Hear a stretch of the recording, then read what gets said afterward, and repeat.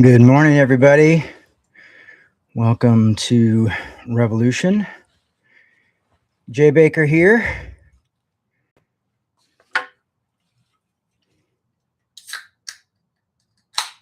And is it the 15th of February? And we are hitting on Galatians 4. So hopefully we're good. You can hear everything. Good morning.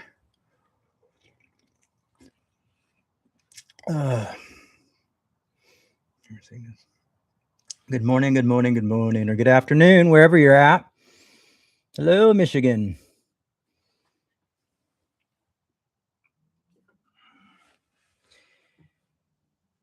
Give everybody a minute to hop on. Don't forget to like and subscribe.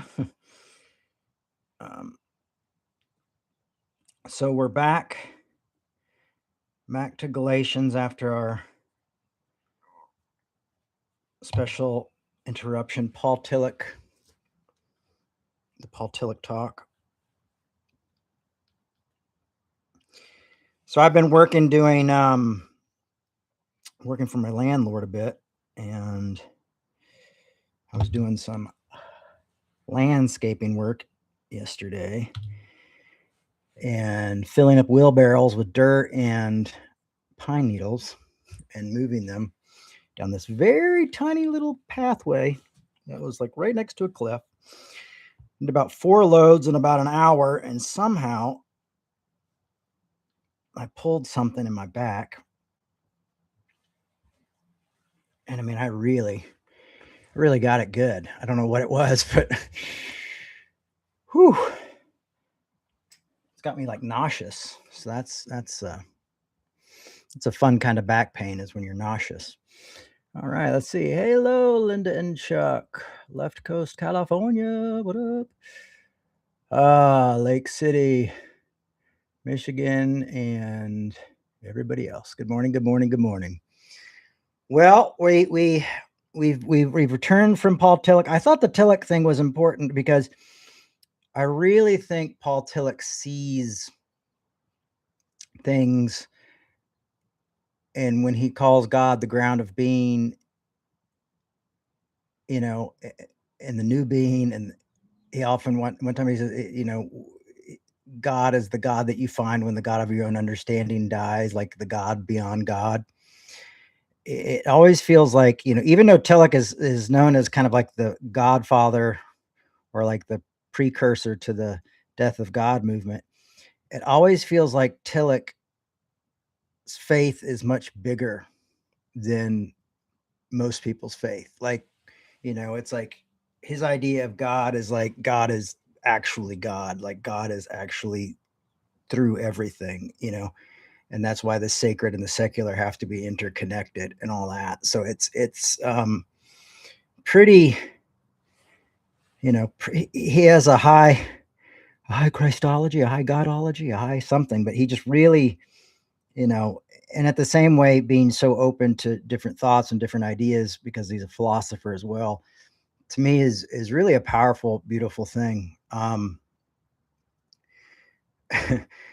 I had some arguments with some conservative Christians recently, and man, they, the progressive Christians can be jerks too, and I have to remember that. It's just now I'm not going after Biden. I'm talking about Trump, which honestly seems a lot worse. But anyhow, so it's so funny, the things that they say. Like, you try to have arguments, and this is why we got to learn to argue well, folks. One guy was like, call the ambulance. I got this one guy who's like, we're raised by a con artist, and now you're teaching false gospel. I mean, it's just, someone said, I said, I feel like Donald Trump's a problem and it needs to be talked about. And they're like, no, you're the problem. I'm like, oh, it's me. I'm the problem. Well, it's good to know. So it's just, lots of broad strokes, a lot of really bad disagreeing. And so it requires quite a bit of patience to disagree and grow well. It really does. And we got to continue to talk about that. Do you like my behind the scenes look? Look, it's like, oh, what is there a light? It's an actual, oh, it's like we're in a real TV studio. I thought it was out of the thing, but I see it now. There's my just normal lamp. Always I got a new very happy I got a new music stand. And for those who are watching, look, oh my gosh, it's green. It's a green music stand. I meant to order the one that I have over on my left because I have so many books when I do this, and I needed to be able to have them all out. And I thought I was reordering the same one, but I saw that it came in green, so I ordered it, and then it got here, and then I realized this is the one that I actually ordered for when I was in New York, because someone stole the music stand from Pete's Candy Store, so we bought one to replace at Pete's Candy Store, and this is that one. This is like industry standard right here. This is like all musicians, any classical musicians, made in the USA, man. Woo. So there you go. Some new toys and trying to get doing this a little bit better. But anyway, my back hurts so bad. So if I keep going down further or moving weird, I apologize. It's just it's a really odd pain. It's not your normal back pain because there's like nausea with it. So, and it really covers the full, like getting 50, man.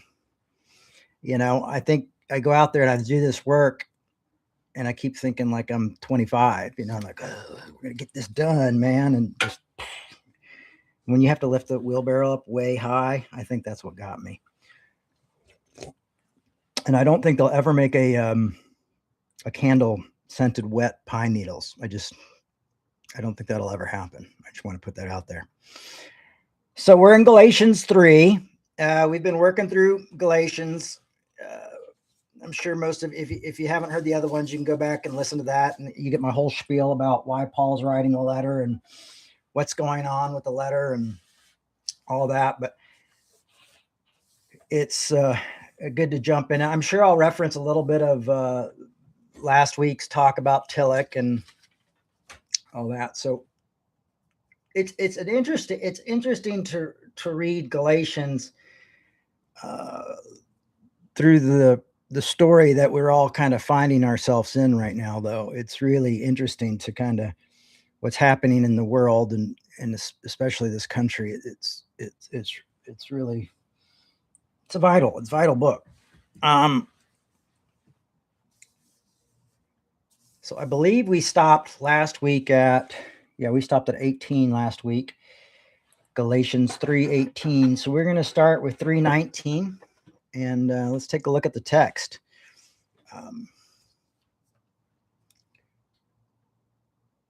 So we're all reminded that we're heirs of Abraham, and Abraham's the father of faith, and that faith and grace were received as a promise 450 years before. Paul's talking about 450 years before the law was even given.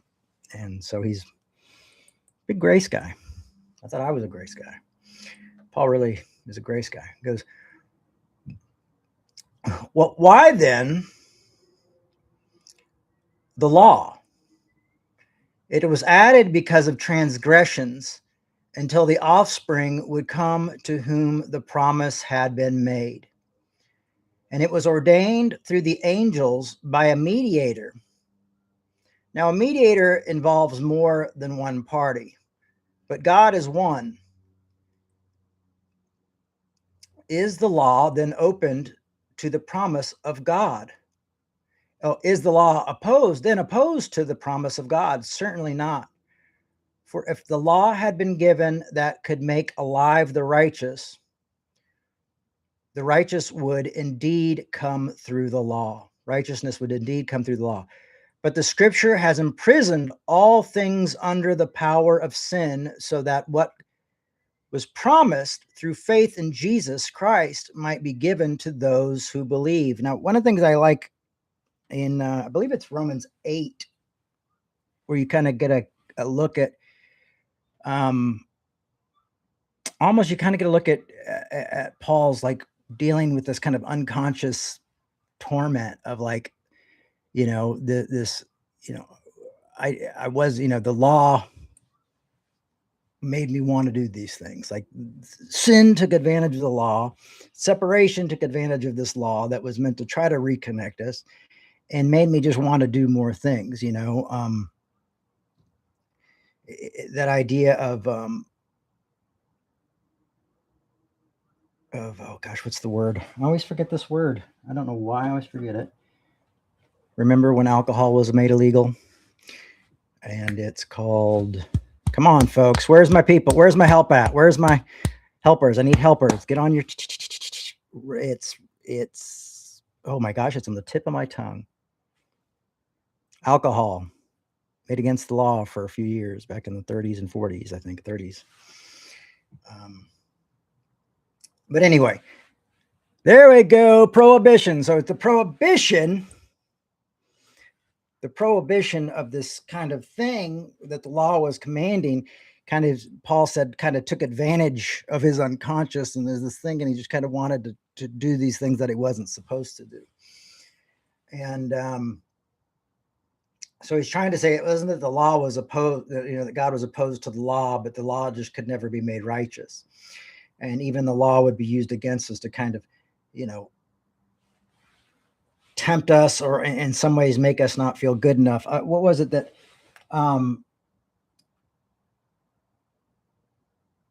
it was there to try to help us try to, not feel alienation with God, but for a lot of people, it made them feel more alienated, like legalism often does. And so the law was there kind of as a tutor, as a help, but we were also kind of people were also in prison to this law. Now, for me, I felt like that a lot in my early life in Christianity. I felt like I was kind of imprisoned to this type of faith that I could never live up to these ideals and these laws. And that's what they seemed like, they just seemed like laws. And I see that a lot with people. But it seems like now folks are really negotiating with these laws and almost identifying with party politics so much that it's that an attack on their party is an attack on them, and that's how it used to often be with like theologies or denominations that were really based in legalism and based in rules and regulations. And it seems that a lot of people have confused Christianity with that, with more so of the old Judaism and the old laws, rather than what happened in Christianity. Like they kind of confuse the idea of like, well, I obey these things, I do these things that I'm supposed to do, and that'll keep me from going to hell. So I have to try to live a moral life so I don't go to hell. And that's what they're trying to work out. And in Galatians, what's happening is these Judaizers is what they were called. These, more traditional Jewish Christians, probably like type Matthew was. And if you read the book of Matthew, it's a very Jewish gospel, which, I mean, they all are pretty much, but that one's really got a lot of like the law and things involved in it. And you can tell it was more towards a traditional Judaism audience coming out of Judaism or in Judaism, part of Judaism. And so you get this thing where Paul is, so the Judaizers are saying, well, if these Gentiles, if these non-Jews want to be Christians, they're not like us, they need to become like us. They need to be holy. They need to get circumcised. They need to, do certain, I mean, it was like circumcision, different holidays and things like that. Now it's like, you don't do this, you don't vote that way, you don't think this way, you don't go to this kind of movie, you don't read these type of things. I don't even know. I feel like so many people have gotten away from the reality of sin as being either like separation or missing something, like not getting to the finish line or missing the goal or the bullseye in a way, like kind of, we've kind of gotten away from it. Like we don't see what's happening in Minneapolis or something like that. We don't see that. Oh, we don't see that as sin, we don't see people not being able to, go bankrupt if they get sick and being taken advantage of. Oh, well, we're not calling that sin, but we're going to call, someone fighting for their neighbors as a sin, and we're going to justify their murder and that type of. And so it's really gotten bizarre out there, uh, the negotiation that these folks are doing, with and how they justify, I would say, a type of sin, type of separation, the type of division. They're just justifying it, and we've kind of lost like the meaning. I know Tillich, when he gave a talk on grace and sin, he talked about such how they're such strange words, and he thought about, well, could we come up with new words for them, because these seem so out of touch with humanity. He's like, but we really can't. And now, I always felt like, well, they're strange words to maybe more of us liberal, progressive, book reading people. But I think it's become really strange even to the evangelicals, who seem to really have kind of lost the logic behind even their own legalism and judgmentalism. But they're still like, well, you got to be like us and think like us. Unfortunately, now it's like politics have come in and really made it even a lot stranger. But he goes, but the scripture has imprisoned all things under the power of sin, so that what was promised through faith in Jesus Christ might be given to those of us who believe. So we've got the idea of the law was a tutor there, a prison, kind of a temporary custom, keeping us in temporary custody. But in some ways, it also kind of segregated us from God in the world. And so this argument for grace is almost like a way of saying reunion. We're going to have reunion with God. We're going to have reunion with Christ. We're no longer going to be estranged by the law, because the law starts to almost create this separation that is sin. And we see it so often, legalism used to tear people apart. And so this is like freedom from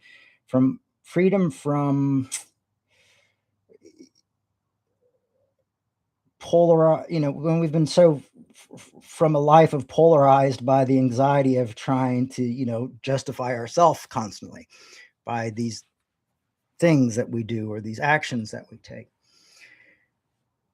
Paul says in 23, now before faith came, we were imprisoned. Oh, there it goes. It jumps the gun. And guarded under the law until truth would be revealed. Therefore, the law was our disciplinarian until Christ came, so that we might be justified by faith. So Paul is Paul's a big guy in the Jesus died for our sins, this type of, I've always kind of struggled with this kind of like penalty type of thing, but this is really where Paul was with this. And he goes, so the disciplinarian until we could be justified by faith. But now that faith has come, we are no longer subject to the disciplinarian. So we're no longer under the law. It's no longer there to keep us right or to keep us safe. We are made right by what Christ has done for us. We are made right by Christ. We are all made right through Jesus. Complete grace. So we are experiencing a resurrection of starting a new life. That's what these Gentiles are seeing. And they have folks who feel like, well, we've done all this stuff, or we worked this way, or this is how we've always done it. Why would we want to change it? They should conform to the way we are. And I think a lot of us see that in the church today, and denominations and way of thinking, and how we still get so divided with progressive and conservative and all this stuff. And we want everybody to kind of think like we do like we do. And so we still get caught up in these conversations all the time. Like, that's why I call it the trouble with Galatians, is because the trouble is we still haven't grasped how to work together and figure this out. Like Paul's calling us from like 2,000 years ago. Well, he's calling these folks, and we're hearing what he's saying, and we're going like, oh, we get it. But we don't get it at all. We get it as, oh, that's a great book, but we don't know how to practice it. We don't know how to not bite and devour one another, and not to kind of put burdens onto one another that kind of cripple one another, and how to not practice legalism. And I'm going to try not to scapegoat anybody in this, because I think it definitely can be a two-way street of kind of creating a new law. Paul said, if I rebuild in Galatians, if I rebuild the old system, then I'm found guilty. And so it's often we want to rebuild the system because we like the idea of control. We like the idea, well, if I do something, I can earn something. If I abstain from something, then I must be better than other people. We like that idea because it has something to do with us. And Paul is saying, you had the law to kind of help you out, but now you don't need it. You've got Christ. It's not about what you've done or what you haven't done. You're accepted. So now we almost have to find this way of realizing, okay, so we've been accepted into something. We've been accepted into the ground of being. We've been accepted into the sacred. We are accepted, and we have to accept that. And then the question is that enough to change us? And I will say, is that enough to help us grow? Is that enough to, help us mature and love other people? I would say yes. I was ready to quit on the church because of legalism and all that stuff. I mean, not that I didn't believe it anymore. I was just thought I was failed at it and I couldn't do it. And when grace came in, this freedom came in. When prohibition was no longer gone, the drink wasn't as tempting anymore. You know what I mean? It wasn't like, oh, it's not as exciting anymore to do. Literally, I mean, I got sober around that same time as I was really having this grace revelation. And, it wasn't me trying to do it for God. When I was trying to do it for God, I couldn't do it. But when I wanted to do something, I was like, oh, well, I'm miserable and I don't want to be miserable. And I like this message of grace, but if I'm miserable all the time and, putting my life and other people's lives in danger all the time, I'm not going to experience this. And I'm so miserable when I'm sober. Maybe I could learn to not be miserable when I'm sober. And you know what I mean? It was like, I'm going to do it for that. It wasn't about, does God approve or disapprove if it's sin or not sin? Does it have anything to do with, the afterlife? None of that, that prohibition was all broken for me. And that's when I'm like, now here I am sitting in front of you 30 years later, talking about the first book that helped me realize that. And probably have gone through this book, Revolution, at least 25 times. And I probably preached out of it 150. But now that faith has come, we are no longer subject to the disciplinarian. So I think for us, how do we make this relevant in our own lives is that we have to look like, okay, well, what's playing that role in my life? What is there legalism coming into my life? There's always going to be people that you have in your life that you want to be like, hey, can you hold me to this? Or I'm working on this, or, people that you like. There's certain people who come to me, I think you missed it on this, oh, okay, well, let's talk about it. But sometimes I feel like the church, these churches and these groups try to come in as this force of disciplinarian, and they've done it so hard. That's why I was honestly so wild that they defend this president so much, is because they were always they had such high standards, and now it's like, well, not so much. But now faith has come. We're no longer subject to the disciplinarian. So we've been set free. We have this we're having this moment of, they're having this moment of like a resurrection of a new life. And for a lot of us, like deconstructing or doing types of things like that, or accepting our acceptance or accepting grace, it's like kind of like a new lease on life. It's just like, oh, my life is, wow, it's like a new life completely. And that's how it was for me when I understood grace. So in Christ Jesus, you are all children of God through faith. As many of you are baptized into Christ, have clothed yourselves with Christ. That's a good one, right? Clothe yourself with Christ. Now, let me look into this. So Paul is trying to say that Christ has overcome our alienation with God, that we no longer have to live in a legalistic society. We don't have to live in the anxiety of trying to justify ourselves constantly. Even though this group is saying they should be justified this way, he's already saying they're already justified and you're already justified. So you guys just got to live together. imagine if we all could just accept that we were accepted at that moment, and then kind of like, okay, well, now we can kind of figure things out without casting everybody into hell, or you know, feel like we have to be disciplinarians. Because for me growing up, that's what it felt like the church was. The church was there to disciplinarian and keep you disciplined so you don't go to hell. That was it. And I was like, how is this good? And Jesus died so you could be miserable and not go to hell, you know? And where did hell come from? Well, God created it. Oh, that's interesting. So it's a new reality. And it's beyond hope of like, I hope for a new reality. It's literally a new reality, an actualization of a new present reality that has broken from the old. And that's what's happened. That's what Paul's trying to convince these Judaizers of and remind the Gentiles of. And for me, I had that same experience and continue to have that experience as I learn and grow more and study more. But for me in my 20s, that was a huge experience, is that I was like, oh,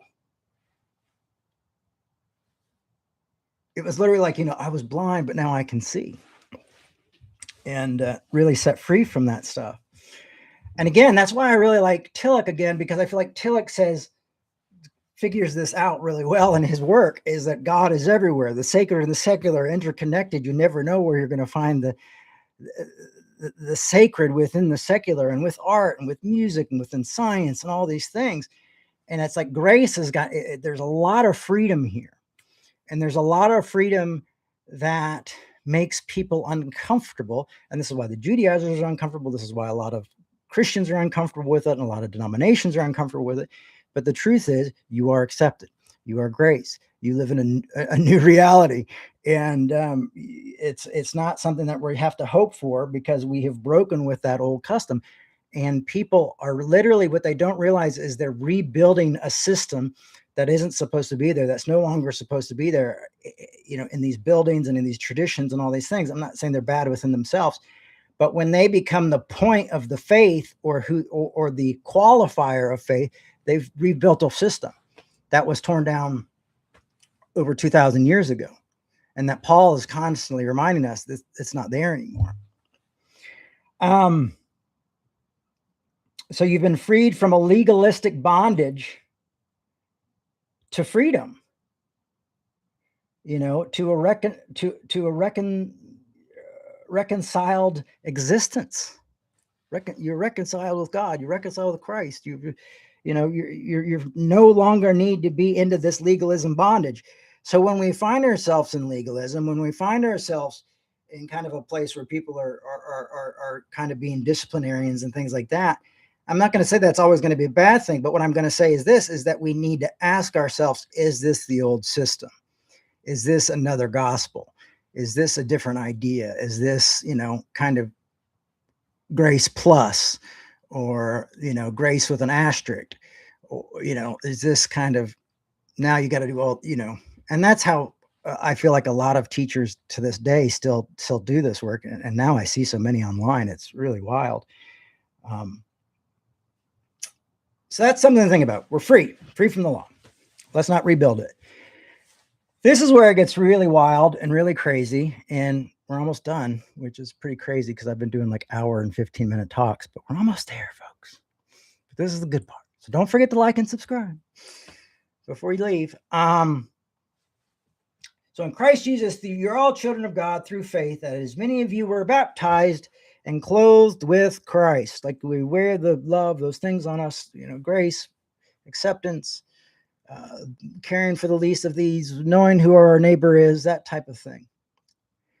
And then Paul drops this bomb on the folks, and I love it. And it's very clear to the people he's talking to, but he takes it up a notch even, you know, because it would be easy for him to say, like, there's no Jew or Gentile, you know, you're all covered in grace, keep each other from being divided. But he goes even further with that. And here in probably one of my favorite verses ever, in Galatians 3. And it's so funny, because I've gotten pushback in the past from this by a lot of my progressive friends back in the day, because I was like, well, we don't have an identity, you know, we don't And that gets sticky too. But anyway, I can't, as much as I would love to please everyone, I never will. Galatians 3:28 says, there is no longer Jew or Greek. So that's clear. That's what he's trying to say to these folks here. There is no longer slave or free. So there's a big change. There's something changing there. He's, master, you are one together. You are each other's neighbor. You are equal. And then he goes on to say, and then there is no longer male and female, for you're all one in Christ Jesus. And so what do we see here is we see the Apostle Paul saying, there's no longer a race separation, there's no longer a class separation, and there's no longer a gender separation. There's no hierarchy, and this was something that was very prevalent at the time in the culture and what was going on. And he is saying there is no longer a race separation, which would come in a lot later as an idea. So for these folks, it didn't have to do with skin tone and things like that, but it had to do with like, well, I'm God's chosen and you're not. You're born sinner and I was born, God's chosen, so this kind of idea. But we could say race in that way, is that there's neither Jew nor Greek, race. Slave or free, there's no longer class. There's no longer a class system, no longer ruling system that works like that. And there's no longer gender, male or female. There's no longer like men are better than women. That's why it's always wild to me that, like especially like the neo-Calvinist guys who get into this like complementarianism or whatever they call it. I think that's what they call it. It's a really nice word to try to make a really crappy idea sound nice. But to get caught up in this complementarianism, he's saying this not there. And so we still see this in the world. We still see this in daily life. We still see these separations all over every day. And we still see it really practiced strongly in a lot of churches as well. It's very strange. When you have the Apostle Paul making it very clear that in Christ, these things you're all one. There's no favor. There is no, I hear the man of God will not touch God's anointed. I'm going like, everybody's God's anointed. Everybody's a saint. I mean, if you really understand what the Apostle Paul's laying down and telling us, this is where it's coming from. And that's what I would try to say with some of the conversations I have with folks who are supporting, ICE and this really harsh tactics of immigration. I'm not against immigration. I just think there's just a much more humane way of doing it, and sending a letter and talking with a person and having, maybe a, court case down the road, but there doesn't need to be machine guns and people dying and being killed and disrespected and families torn apart. I didn't like it when, in 2003 when it started, and didn't like it when, Obama was doing it at least closer to the border, but I didn't like when Obama was doing it. Didn't like it when Trump did it. I didn't like it when Joe Biden did it, and I didn't like it now when Trump is doing it again. It's even got worse under this current administration. And it's easy to say just Trump, but I think there's more to it than that. I think the people in his administration.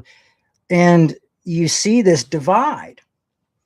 And a lot of people, well, they're lawbreakers. They're not supposed to, and they just go down all these things, and then they forget when Jesus says the least of these is like, did you visit me in prison? Did you, Jesus covers everything that says of how you treat these people that you consider least, you will treat. That was how you are treating me. When there was a famous theologian who said, what do I love when I love my God? And he wrote this big thing on it, and I can't remember his name on the top of my head right now. And I just always like, you love the other, for me, people will talk about David and stuff, but when you go into a place and you see people doing worship and stuff like that, that's not for other people. At best, that's for you, and we're going to usher in the presence of God. I'm like, God's presence is always everywhere. Might not feel like it, But that's just the reality of God. You're probably going to find God more in like the darkest, deepest holes of hell than you are going to the church service where everybody's like, thinking that they're somehow, because they're doing that, they're ushering in. I mean, just theologically, it makes zero sense to me. And that also becomes another way, well, I'm a Christian, and you're not. And so there becomes another. We're always looking to find a way to separate class, race, religion, politics.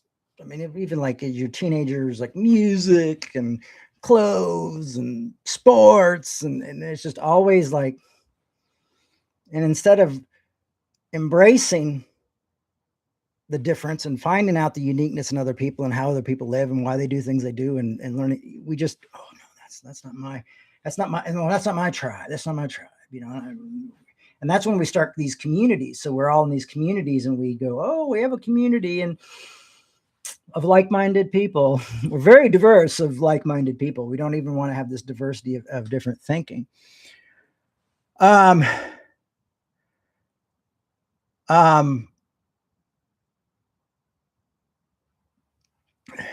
It's tough, and I just briefly glanced at a comment there. I mean, I've seen certain groups of, oh, they're all bad because 10 people did bad things, so that whole group's bad. A lot of scapegoating goes on too. We like to do that.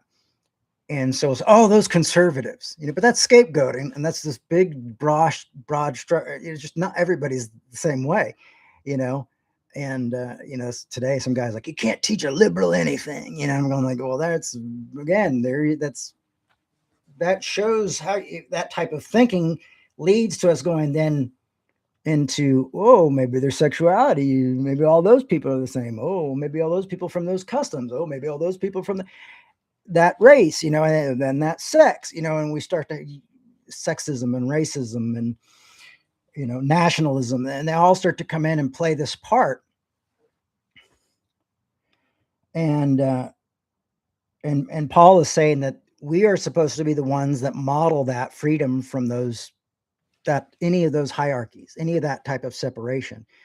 And I believe that's why Tillich says sin is separation, because he sees that the Apostle Paul is constantly coming in going like, okay, let's get rid of all these divisions. These no longer exist there.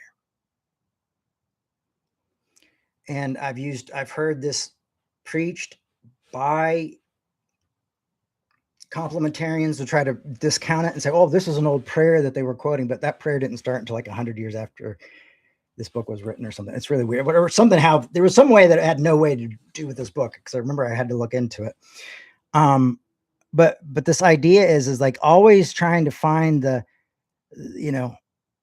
Romans 1, oh, there's our wife, and then it goes Romans 2, well, you're just as bad, and it's like all of a sudden it's equal, back to the equalizing.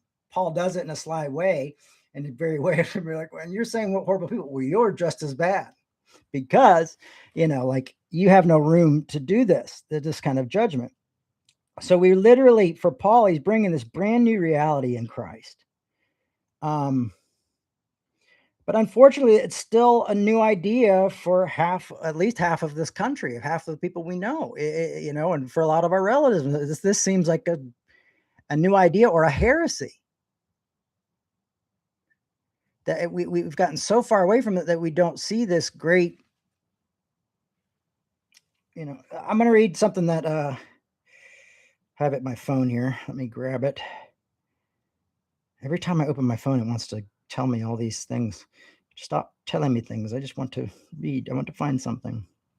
So John Hume, who was a peacemaker in Northern Ireland, a Catholic guy, and he helped bring people together. And it was literally like, how do we stop this civil war? And it was really through like, okay, we recognize each other as humans and we compromise and we all give up stuff and we all get stuff, but we got to end this. But this is what he said. The one thing I loved he said is, you can't eat a flag. I always thought that was fun. Quote of his. But he said, Difference is of the essence of humanity.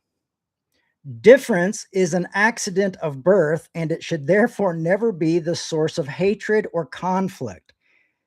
The answer to difference is to respect it. Therein lies the most fundamental principle of peace, respect for diversity. And this man helped lead probably one of the greatest peace processes we've ever seen in the world.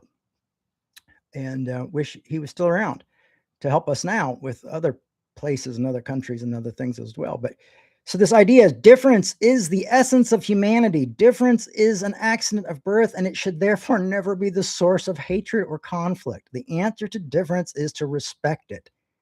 Therein lies the most fundamental principles of peace, respect for diversity.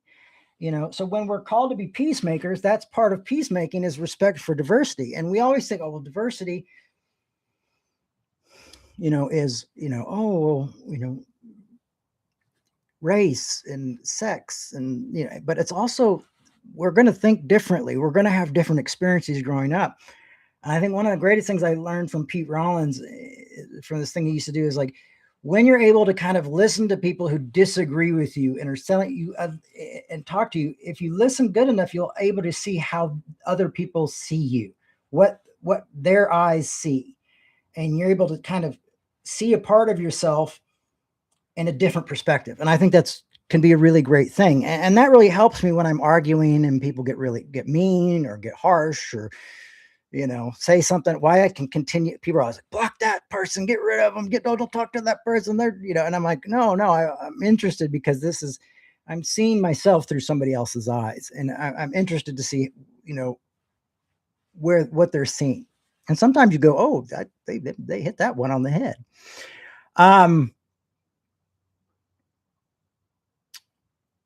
So there you go. Now, does this mean that we don't celebrate Black History Month? Of course not. We don't celebrate each other's differences, but that's what it's saying is we can do that now. Before, if it was slave or free, the slaves weren't like, oh, we're celebrating Free People Month, or the slave masters weren't like, no one was respecting and seeing and celebrating each other's way. Jews and Greeks didn't respect the way they saw each other. They saw each other as like, well, those people hate me. And then those people were like, we hate you. And so if they hate me, I hate them. And so when we're able to celebrate diversity, when we're able to celebrate differences and see that and realize that, there's just certain things that have nothing to do with us. And that's pretty radical, I guess that's a pretty radical way of thinking. It's all social and personal barriers are broken down because all are equal, accepted by the divine ground of being, by God, by that ground of being. So all the dividers are broken down, and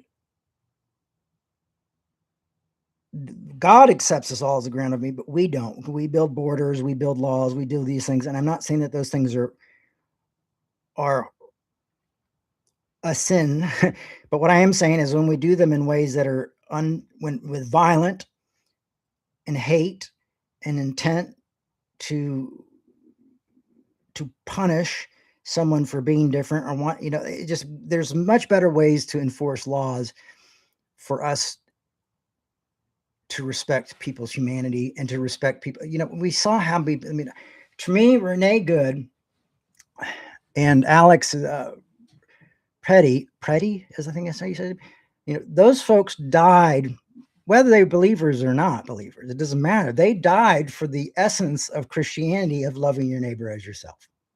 That's why they were killed. Oh no, they were loving their neighbor as themselves the best way they knew how, doing what they could. And that's why they are martyrs. And that's why their lives were taken. Because they were saying, okay, even these strangers are my neighbors. These foreigners are my neighbors. We're all equal in this. This is how I would want someone to love me, and I'm going to love them this way. And so even I think you could biblically support, like, that was such a beautiful reaction and a reality of the gospel by people who, they know that these people are practicing the gospel more than most churches I've been to. Most people are just playing church too often, or just, like, okay, here are the rule regulations. These are the things we have to do. So these are the things we'll do. And these folks are going like, we're going to start free grocery stores. We're going to start hidden grocery stores that deliver to immigrants and things like that to make sure they're fed and they don't have to be afraid. We're going to do whatever. We're all going to wear whistles. We're all going to do this. We're going to create a community. We're going to create a group that helps these folks find a little more priests. We're going to stand with them. We're not going to allow them to be discriminated against. We're not allow them to be mistreated. And that is when you love your neighbor as yourself. That's when you realize that these lines, these race and class and gender have all just been wiped aside. And you saw it playing in Midwest Minnesota, in the Midwest, in Minneapolis, Minnesota, you see it.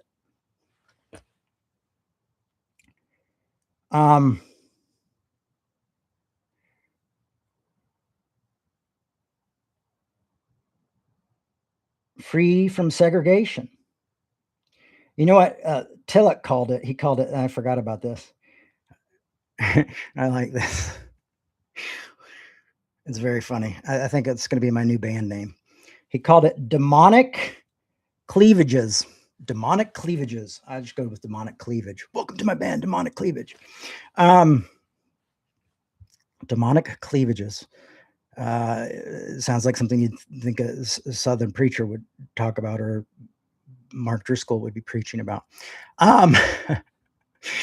But he called them the demonic cleavages, these gaps, these things, they were demonic separating us. It is sin. It was demonic cleavages, and they've been broken down and torn down by Christ, by the message of grace, by the message of acceptance. This is what's happened when we've come together. And so there's no excuse for treating others bad based on where they're from, or their class, or their race and their gender and these things, because these are things that these are just the realities of life. And so we have a choice. We can either sit and fight our whole life, or we can figure out a way to celebrate difference and really work on having peace. Politics is a little bit different, and religion is a little bit different because you got choices and things like that as well. But as you see, even here with Paul, he's obviously doesn't agree with the Judaizers, but he's not saying you guys got to stop what you're doing and live like the Gentiles. He does say that to Peter, because you can't make people think that you're free like you can't make people think this way. You've got to be careful how you carry yourself. But he's not saying stop practicing your customs, or stop doing the things that you enjoy, or stop worshiping this way, or stop doing it. He's not going in and saying you got to do all that. He's just saying you got to live together. You got to respect each other. You got to restore each other. You got to help each other, and you've got to live in peace and learn how to do that. And I mean, obviously here's this one way. These things don't exist anymore. So you guys better get really good at it. And I could imagine that a lot of people, a lot of the Galatians were extremely upset by hearing this. We're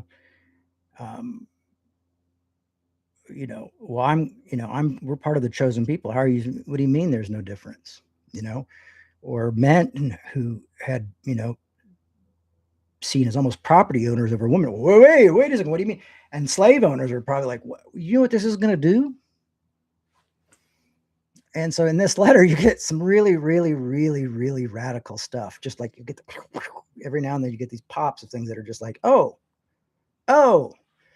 And we have to ask ourselves, are we putting that into our everyday faith? Is that what our faith shows to people? I don't think it does. I don't see a lot of that being done. And here's the interesting. So like we started out doing 3:19 through 27. And of course we end here on 3:28. And both of those verses are pointing to segregated worlds that no longer exist. Man from God, and men and women and human beings from human beings, separated by race or class or gender. He says these segregated worlds have no place. And we're seeing a very evil, cunning type of segregation practiced right now in our country, that there's always people going to find a way to do things, to justify things. I mean, when you're, to mistreat brown people, to do these things, there's always going to be people who are finding ways to do, oh, well, we're doing it because it's legal, but we're just kind of swiping up anybody whose skin tone isn't lighter than mine. All of a sudden you realize that there's a difference.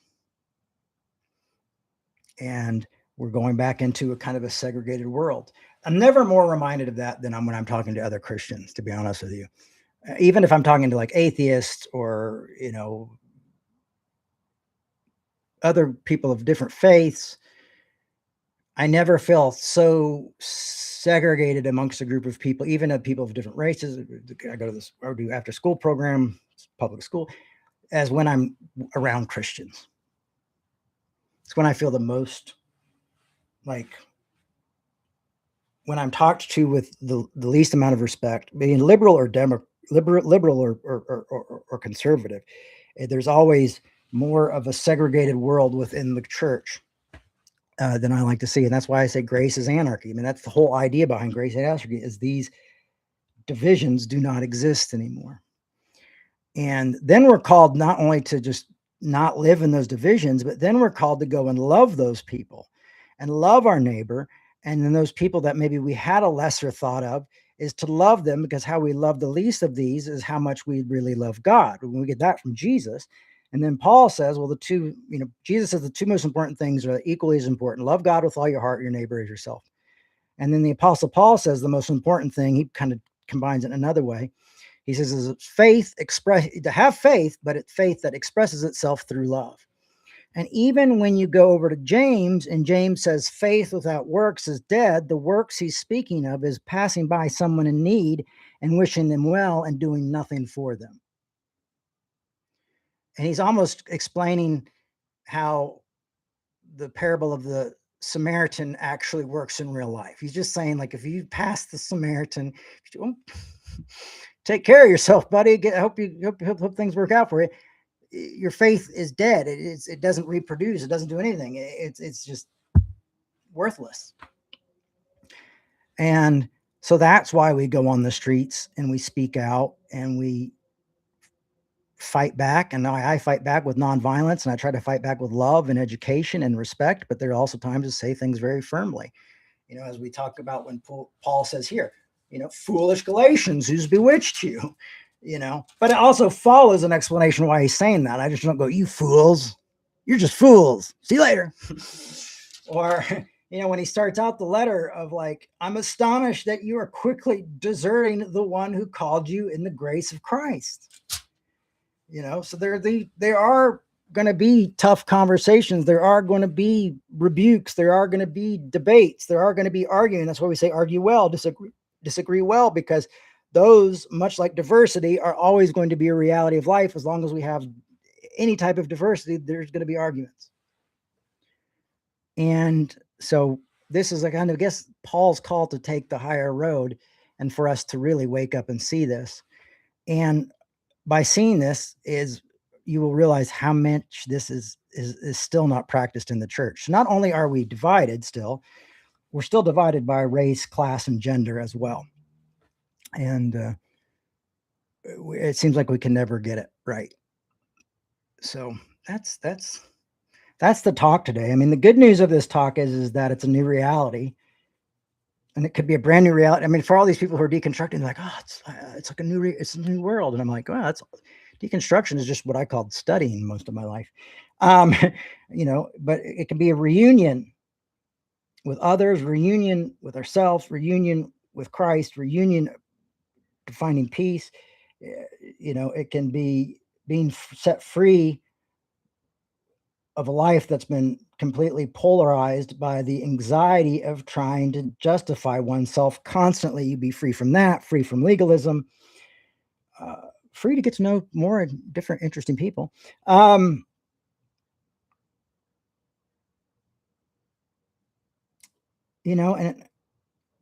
social and personal barriers, and I like that it's because barriers. I want to say why I say barriers and not boundaries, because I think boundaries are still important for all us to have.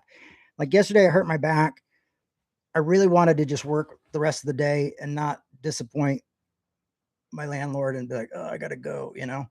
I think it goes back to like not wanting to disappoint my dad when I would do stuff for him.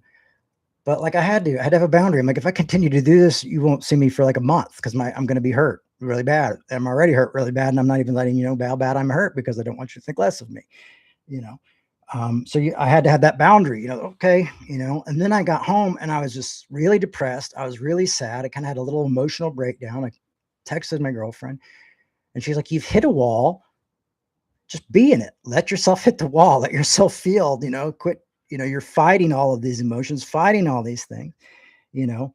And so I think, you know, having boundaries is good. I always say I like boundaries with doors or boundaries with windows because I don't like to put the end on anybody.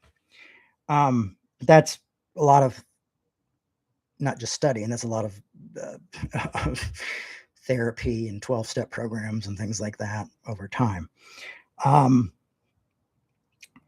but these personal barriers, not boundaries, but personal barriers are broken down because all are equal and accepted by the divine ground. And I feel that every day when I'm in school, you know, but my heart breaks when I see kids who are like, even at school, they're legal, they're American citizens, their parents are American citizens, or most likely, or they have green cards and things. And I see these young brown, and I know they're scared because they've told my kids they're scared, and my kids come home and, oh, we're scared about our friend and blah blah blah. And you hear all this stuff, and it's just horrific to me, you know. And I had a guy argue with me yesterday. He's like, well, you know, the real thing is, you know, these kids being scared is insignificant when it comes to the kids who are being, you know, sold in sex trafficking. And I'm like, okay, first of all, you've opened up a can of worms for yourself there. But yeah, that's bad. But we don't have to choose between suffering either. We don't have to make a hierarchy of suffering either. And that's often what people want to do as well. So, well, these kids suffer, man, we don't need to worry about. What's really as important is we focus on this suffering. You know, we're always looking for ways to put up a boundary. And you know, oh, you think that's bad? Well, that's what I went through. You know, you don't know what this is like. Well, maybe I do. Let's talk about it. So, you know, there's always these. I guess the moral of today's Galatians 4 talk is, you know, let's stop putting up these barriers because we're always trying to put up barriers, and it's honestly got us nowhere fast. And hopefully, we can help people find their humanity again and get in touch with their own humanity as well. Those folks who keep feeling that these barriers are somehow important or part of being patriotic or a part of following Jesus, that we can help do what Paul's doing and saying, no, no, no, no. But it's good news for you as well, you know, and help them see the good news as well and help them, you know, because you don't realize if someone like that gets it, they're probably even harder on themselves than they are other people because there's a lot of projecting going on. There's a lot of like working things out and unacceptance with themselves. And if they keep it in, they're going to die. If they don't push it out, they're going to die. You know, so they have to, you know, be in that constant chaos until you have to be like, no, you're accepted. You're accepted. You're accepted. Again, please, if you get a chance to Google Paul Tillich's sermon, "You Are Accepted," it's worth it. If you want to hear it read by Peter Rollins, in a very lovely Irish accent, it's right here on our YouTube channel. Peter Rollins reads Paul Tillich's "You Are Accepted." You can listen to it and listen to it and listen to it and listen to it until you get it for yourself. And when you get it for yourself, then start helping other people get it. You know, that's what we're going to do. So thanks, everybody. Appreciate your time. Appreciate the Apostle Paul's writing this down, letting us have a copy of the letter, and all you. So thank you so much. Reminder, Revolution 501c3. As always, we'd rather have you than your money, but we can always use your support. And I've almost got all my thank you letters back from a few weeks ago. I did a fundraiser and a lot of people showed up and it was really great. And I can't tell you how much I appreciate it. I'd love to stop pushing wheelbarrows around and just continue to do this work and my after school job, which I really love. But you can go to revolutionchurch.com and make a tax deductible donation there. And no amount's too small and no amount's too big either. And that really helps. Other ways you can help is by liking and subscribing to our Revolution Broadcasting channel here on YouTube. That helps us also get into the algorithm, which allows people to have not just see Joel Osteen and I don't know who else preaches, and Mark Driscoll. Then Jay Baker gets thrown into that circle and Revolution gets thrown in there, and they get to see a little bit of what we're doing as well. So we'd love to have people see us as an option when they come in here and go, oh, I'll try this weirdo over here. Well, Revolution, that sounds interesting. It's funny though how people like they're like, you support anarchy, you're a communist, and because they just see this symbol and they think, they can't see the grace, they just see the symbol, oh, I saw you with one star in your hat, you're a communist, and revolution is not of God, and all these funny little things. Like, wow, that's just okay. Tell me what you see. But we'd love to get that stuff out here more. For me, when I start getting mean, hard feedback from people on YouTube, I'm like, hey, we're getting out there. We're getting out there, and I'm grateful for it. Like crazy messages and weird messages and comments mean we're getting out there. People are seeing it. Brian putting together all those little small clips has really helped us grow quite a bit over this year and kind of get back to a closer place where we once were. So that's pretty exciting. We've got some other great stuff coming up, but yeah, we can use your support, but sharing stuff on social media, tag us in your social media posts when you share it. That would be great. And like and subscribe. That would be great. We have PayPal and on our support. You can donate through PayPal or through what's the other one? It's PayPal and Venmo. We have PayPal and Venmo. And you say, well, I don't have either one of those. Well, another way you can help us is by signing up for PayPal or Venmo and donating through that. It really, really, really helps us. I mean, I can't tell you how much it helps. Me just make a living and be able to support my children and do this work. And also for us to continue to do more of this work, which I want to do so much more of this work. And we can only do that with your support. And you are part of Revolution. You are Revolution. And thank you so much for being a part of Revolution. I will see you next week for Galatians 5, unless some new thing pops up. Like that doesn't happen very often when I'm in the middle of Galatians, but it's happened twice now. So but I think we're heading towards, one way or the other, we're heading towards Galatians 5. Just if it'll be next week, we'll find out. And also, if you subscribe here, I often put up just random thoughts and ideas that come to me sometimes that I feel like aren't really, just a short idea or kind of something that's been bugging me or kind of just laid on my heart, and I'll get on here and just do a few minute video and share that. So that's other ways you can, what we're doing, and you can share those little tiny clips and nobody's bothered because it's a tiny clip. All right, everybody. Thank you so much. Love you guys. Hope you had a good Valentine's Day. See you next week. Bye-bye.